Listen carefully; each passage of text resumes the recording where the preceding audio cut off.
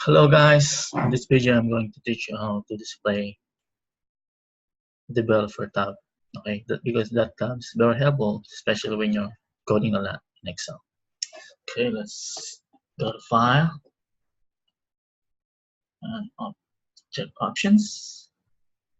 Then just go to Customize Ribbons. Okay, on the Customize Ribbons, go to the Customize Ribbon main tabs. Okay, just drag it here. Then you can see there's the developer. Click the developer. So by default, this is not really show. So yeah, you have to click here to show it.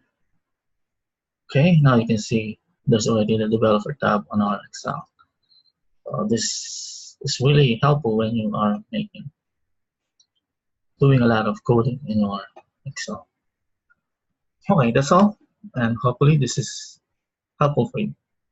Thanks for tuning in.